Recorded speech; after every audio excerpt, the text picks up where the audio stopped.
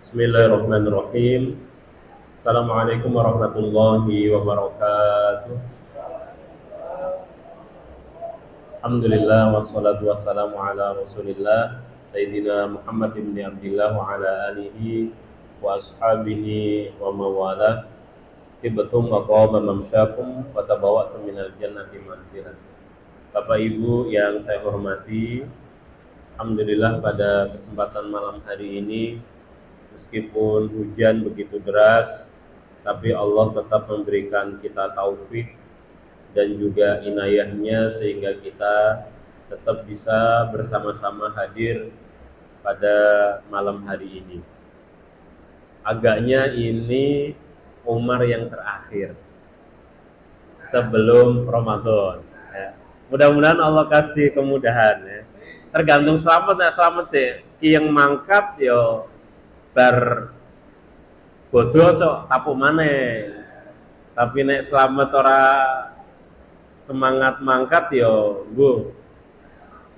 Tapi kemungkinan besar Rabu besok, Rabu depan, karena kita sudah tarawih ya. Sudah tarawih berarti ini nek sampean posone Kemis kuwi tarawih wis di Rebo.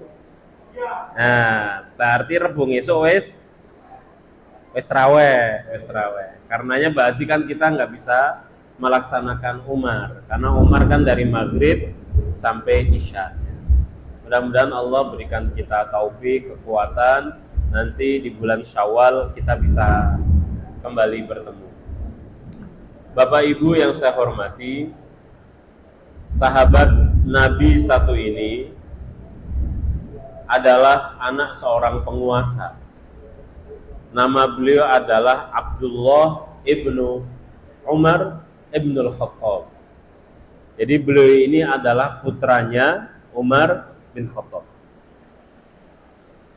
Jadi beliau menceritakan, dan cerita ini ditulis di dalam Sahih Bukhari. Baginda Nabi itu biasanya menafsirkan mimpi. Kalau ada sahabat Nabi yang bermimpi di malam hari, besoknya nyari Kanjeng Nabi, menceritakan mimpinya supaya ditafsirkan, supaya ditakwilkan.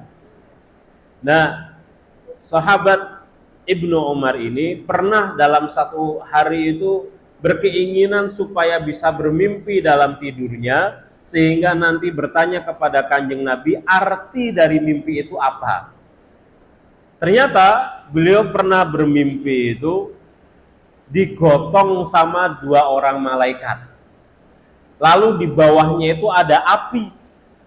Di bawahnya ada api, dan apinya itu mulet-mulet. Nyaris kayak mau dicemplungke ke dalam sumur, katanya begitu. Besoknya kemudian Abdullah ibnu Umar menceritakan mimpi itu sama Kanjeng Nabi. Kira-kira takwilnya apa? Kira-kira artinya apa? Tapi sama Kanjeng Nabi tidak ditakwilkan, tidak ditafsirkan mimpinya. Kanjeng Nabi hanya mengatakan ni'mar rajul Abdullah ibnu Umar lau shalla bil lail. Artinya apa? Sebaik-baik orang itu adalah Abdullah ibnu Umar kalau seandainya selalunya mendirikan, melaksanakan sholat qiyamul lail. Jadi Nabi tidak menafsirkan ini mimpinya bahaya atau enggak, tapi Nabi langsung ngasih obat supaya kamu selamat dari mimpi itu. Kamu harus rajin-rajin sholat apa mat? Sholat qiyamul lail. Pirang rakaat mat? Minimal 2 rakaat. Sejak dawuh Kanjeng Nabi itu, Abdullah ibnu Umar tidak pernah sekalipun meninggalkan qiyamul lail. Tahajud ya. Qiyamul lail itu tahajud ya. Bapak Ibu serta rekan-rekan yang saya hormati, kana Abdullah ibnu Umar min abna'il akhirah zahidan fid dunya mutalliqan laha. Abdullah ibnu Umar itu orangnya sangat zuhud, meskipun tadi bapaknya adalah penguasa, dan itu penguasa dari timur sampai barat. Itu orang yang paling hebat di zamannya itu adalah Umar bin Khattab. Beliau adalah anaknya. tapi zuhud, mutalliqan laha, menceraikan dunia. Bukan hanya nggak suka sama dunia, tapi menceraikan dunia. Ya.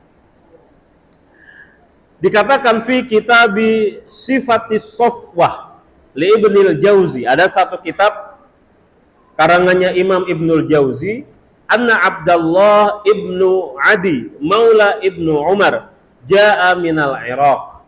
Dulu ada karyawannya Abdullah ibnu Umar datang dari Irak. Orang biasanya kalau datang dari jauh terus medayuh biasanya nggawa apa? Oleh-oleh. Nah ini kenalannya, karyawannya datang dari jauh, datang dari Irak ke Madinah bawa oleh-oleh. Qala lahu ahdaitu laka hadiyatan. Saya bawa oleh-oleh, saya bawakan hadiah. Terus kata Ibnu Umar, wa ma hiya? Apa itu oleh-olehnya? Apa itu hadiahnya? Kata tamunya, Jawaris. Abdullah ibnu Umar kaget. Jawaris itu apa? Apa itu jawaris? Ya. Lalu karyawannya itu mengatakan, yahdumut ta'am. Jadi jawaris itu adalah semacam kayak ramuan yang itu bisa mencerna makanan. Nah, katakanlah gitu, kayak jamu fungsinya untuk melancarkan metabolisme. Nah, biar pencernaannya lancar. Apa jawab Abdullah bin Umar? Jawaban beliau adalah begini. Ngapain saya itu dibelikan ramuan untuk itu? Ma malatu batni tu'aman mundu arba'ina sana. Karena perut saya itu tidak pernah kenyang sejak 40 tahun yang lalu.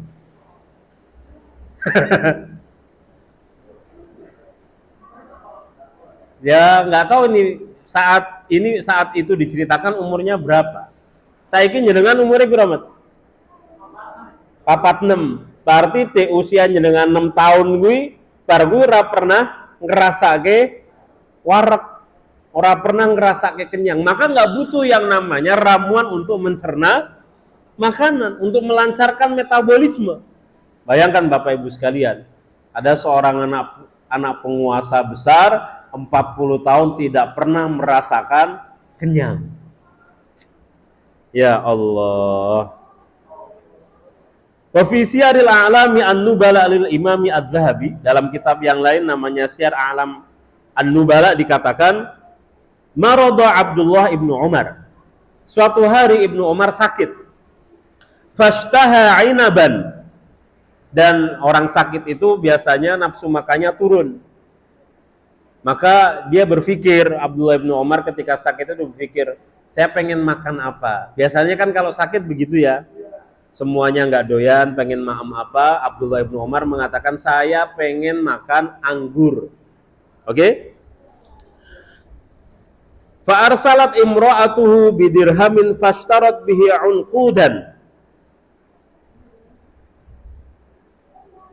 Jadi ketika Abdullah ibnu Umar ingin anggur, istrinya meminta untuk ada yang beliin anggur dengan harga 1 dirham. Anggurnya itu 1 dirham itu kalau pisang itu sak cengkeh. Lah nek anggur berarti sak apa gue? Sak untel. Sak untel, sak gerombol gue ya. Bisa mendapatkan 1 gerombol itu atau sak untel itu. Fatabi'a khadimahum sa'ilun. Nah, orang yang diutus sama Abdullah ibnu Umar atau orang yang diutus sama istrinya Abdullah ibnu Umar itu ternyata diuntit sama pengemis. Karena kan pengemisnya ngeliat, oh ada orang beli anggur, ditutke sampai tekan ngomah. Nah, ketika pembantunya itu ngasih anggur kepada Abdullah ibnu Umar, pengemisnya ketuk pintu. Ya, asail, saya minta, saya pengemis, nyun sewu tiang setunggal kan gitu ya. Iya. Apa kata Abdullah ibnu Umar? U'tuhu iya. Kasihkan anggur seuntel itu ke pengemis tersebut. Jadi makan nggak? Nggak jadi makan karena anggurnya dikasihkan si pengemis tersebut. Iya. Akhirnya Abdullah ibnu Umar bilang lagi, beli lagi ke pasar katanya. Beli lagi ke pasar. Akhirnya ngongkon lagi, nyuruh orang lagi untuk beli ke pasar. Ternyata sama pengemis yang sama ditutke lagi. Ajaib ora gue. Hah? Gel ora apa berarti gue. Orang dolor, orang duwe isin kuwi kan ping pindho ditutke. Ditutke tekan omah maneng ketika anggurnya mau dikasihkan, ketok-ketok lagi asail, tiang setunggal nyun. Kata Abdullah bin Umar apa? Kasihkan ke pengemis yang di depan itu. Istrinya yang ngasih, istrinya tahu ini orang yang sama. Kata istrinya apa? Kamu kalau datang sekali lagi, saya nggak akan kasih, kata istrinya. Akhirnya Abdullah bin Umar nyuruh untuk beli lagi. Nah, yang ketiga kalinya baru bisa makan anggurnya itu. Nah, jenengan kira-kira wonge podo mesti semeyang. Sing mau yo urung mapangan ya lo maneng gitu. Ya Allah, tapi hebat. Kita itu selalu dalam Omar ini, Bapak Ibu sekalian, ketemu dengan sahabat-sahabat Nabi yang hatinya itu tulus betul. Udah tahu ditipu, tetap ngasih. Udah tahu ketemu sama orang yang cerekal, ya dikasih juga gitu. Kita itu terkadang mau ngasih aja analisanya panjang gitu ya. Yang akhirnya kemudian membenarkan kita untuk tidak memberi gitu kan. Iya.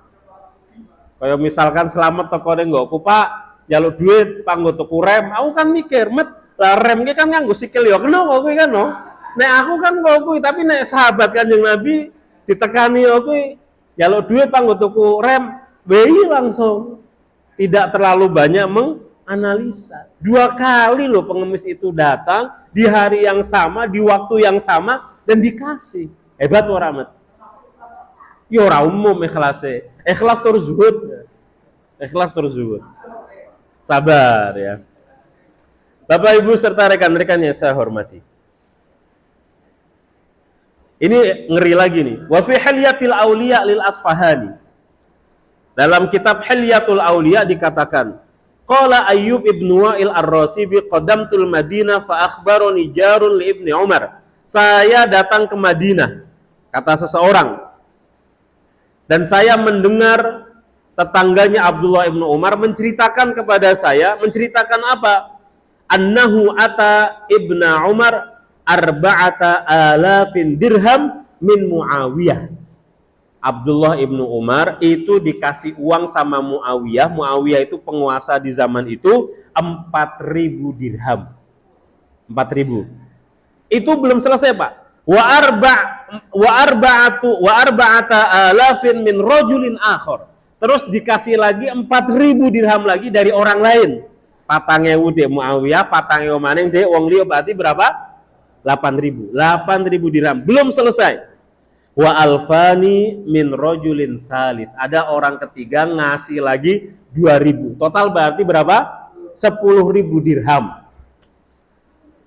Faja'a Ibnu Umar ila suq. Lalu kemudian Ibnu Umar datang ke pasar. Ngapain dia? Yuridu ilfan lidabatihi bidarhim dainan. Dia pergi ke pasar mau beli pakan untuk hewan tunggangannya, untuk keledainya atau untuk kudanya, beli pakan, rumput atau apa, 1 buntal 1 karung kalau bahasa kita sekarang. Harganya berapa? 1 dirham. Tapi harga 1 dirham itu dia dapat dengan cara utang. Padahal sebelumnya dia punya uang berapa? 10.000. Maka orang itu kaget. Fa'ataitu khadimahu, maka saya tanyakan kepada pembantunya Abdullah ibnu Umar. Wa qultu lahu inni uridu an as'alaka an syai'. Saya pengen tanya sama kamu. Fa'ajib an tusaddiquni, maka jawab dengan jujur. Kata karyawannya, wa madzaka? Apa itu pertanyaannya? Kata orang ini pertanyaannya adalah alaisa qad atat aba Abdurrahman asyratu alafin dirham? Bukankah Abdullah ibnu Umar itu dikasih orang total uangnya adalah 10.000 dirham? Kata karyawannya, bala, betul, dia dikasih uang 10.000.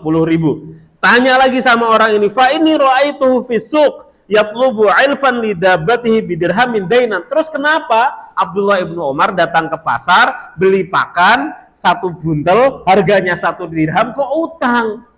Coba Pak, jawaban dari karyawannya, mabata, tidak sampai 1 malam, nggak sampai nginep uang itu, hatta farroqoha jami'aha ala fuqara'il muslimin.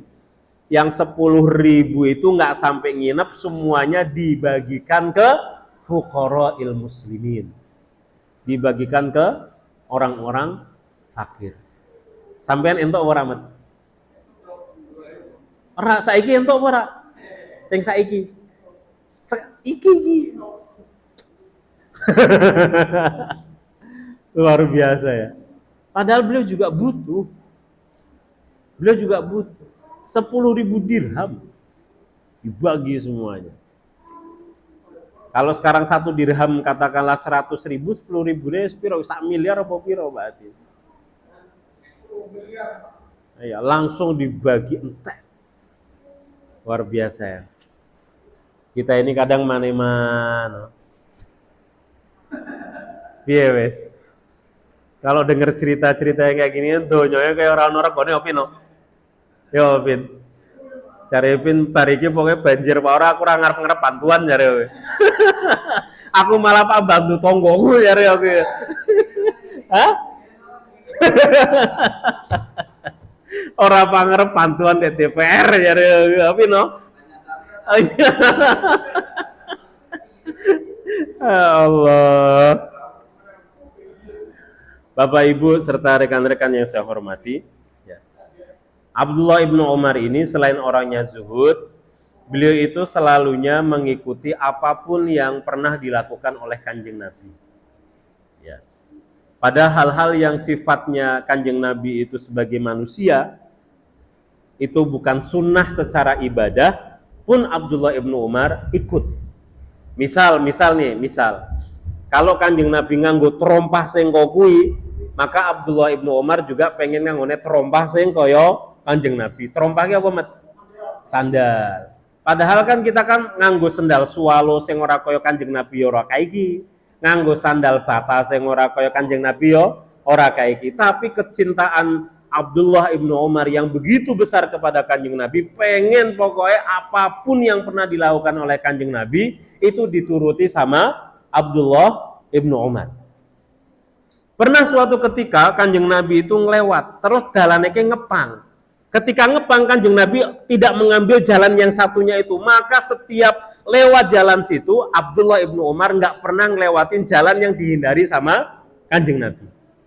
Ya, misalkan Pak Reng Mataram gitu, piloe ngiri, harusnya kan ngiri, tapi Kanjeng Nabi pernah suatu hari nggak ngambil kiri tapi ngambilnya kanan, maka Abdullah ibnu Umar akan lewatnya kanan, muter di ora kaiki.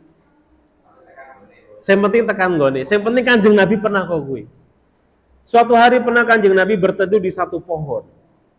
Sama Abdullah ibnu Umar, saking cintanya kepada Kanjeng Nabi, pohon itu dirawat sama Abdullah ibnu Umar.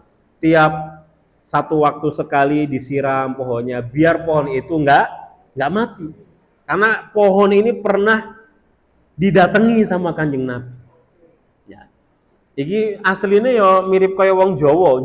Jawa ini wis pokoke nek wis seneng kuwi karo kiyaine, karo sapa wis pokoke ditutke mbok mlakune ditutke, deheme ya kadang ditutke, kan kedepe ya kadang ditutke. Abdullah bin Umar begitu.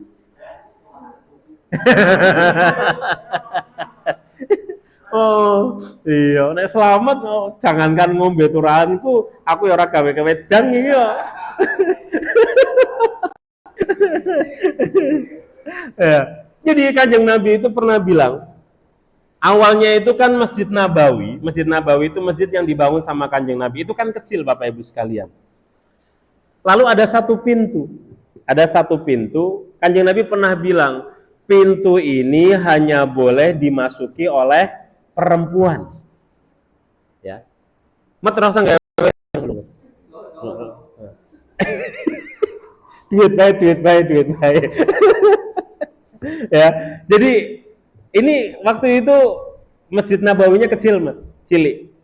Nah, di sini ada pintu. Kanjeng Nabi mengatakan pintu ini dikhususkan untuk akhwat, untuk ibu-ibu, untuk sayyidat, untuk perempuan. Ya. Tapi kan kemudian ketika Kanjeng Nabi sudah meninggal, Masjid Nabawi kan diperluas. Masjid Jenggot Bedi gede sih Pak Om. Nah, semakin besar. Akhirnya kan pintu yang ini, yang tadinya hanya difungsikan untuk perempuan, akhirnya kan berubah fungsi. Pintu perempuannya dileh. Kan rapopo, nggak apa-apa. Tapi Abdullah ibnu Umar nggak mau masukin pintu ini sampai meninggalnya.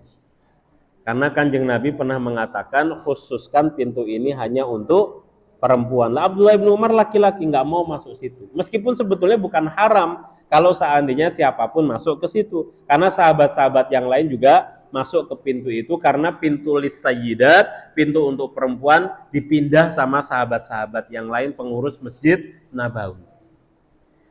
Yang hebatnya terakhir Bapak Ibu sekalian, Abdullah ibnu Umar itu suatu hari pernah menunggangi hewan tunggangan. Tiba-tiba Abdullah ibnu Umar nunduk sambil tali kekangnya itu ditarik.